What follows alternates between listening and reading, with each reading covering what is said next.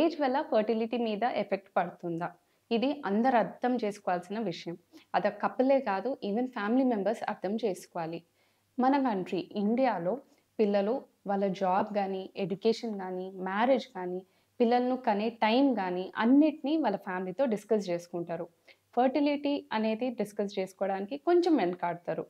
But still అందరికున్న ఒక నమ్మకం ఏందంటే, సరే చూసుకుందాం. ఒక 2 ఇయర్స్ గ్యాప్ తీసుకుందాము.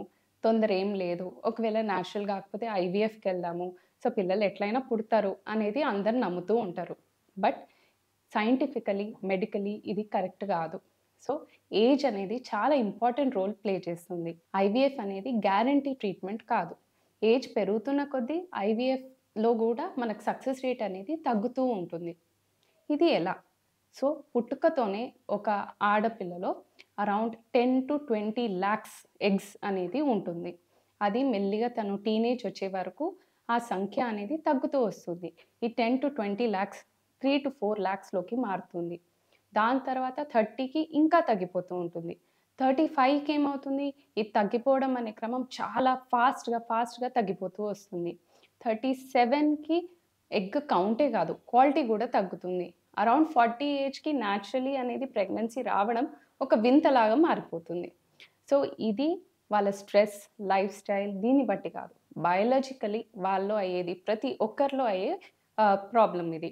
ప్రతి ఒక్కరిలో అయ్యే ఒక ప్రొసీజర్. సో, ఎందుకు తొందరపడాలి?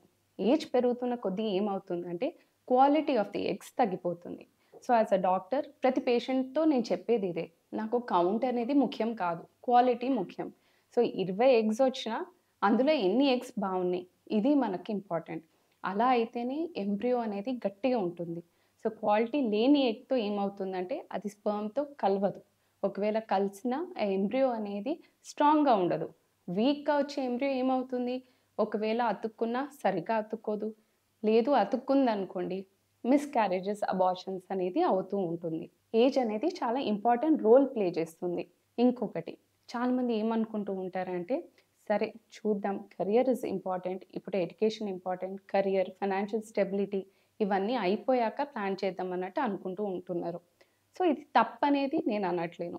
It is very much right. ఇప్పుడు ఉన్న దాంట్లో ఇట్ ఈస్ వెరీ ప్రాక్టికల్. కాకపోతే బాడీలో నడిచే ఈ ప్రక్రియని అందరూ అర్థం చేసుకోవాలి. అందరూ అర్థం చేసుకుంటే అప్పుడే మనం ముందుకెళ్ళొచ్చు. సో, ప్రెగ్నెన్సీ లేట్ ప్లాన్ చేయడంలో తప్పు లేదు. But before thought me body దానికి రెడీ ఉందా లేదా? How is your AMH level? Me AFC correct ఉందా లేదా? మీరు పోస్ట్‌పోన్ చేయగలరా?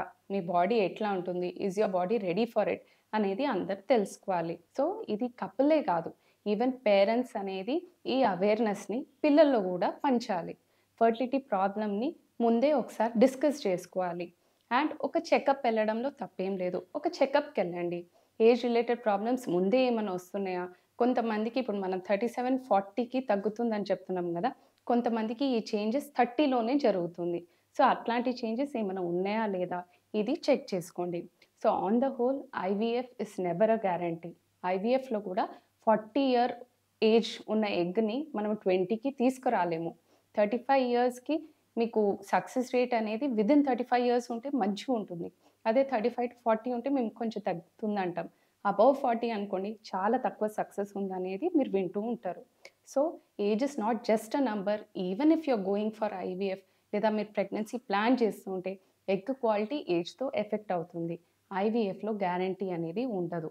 So, plan your pregnancy faster and always మీరు ప్రెగ్నెన్సీ ప్లాన్ చేయలేరు, ఇవన్నీ చెప్తున్నారు. But still I want to delay my pregnancy అంటే definitely there is a option of egg freezing.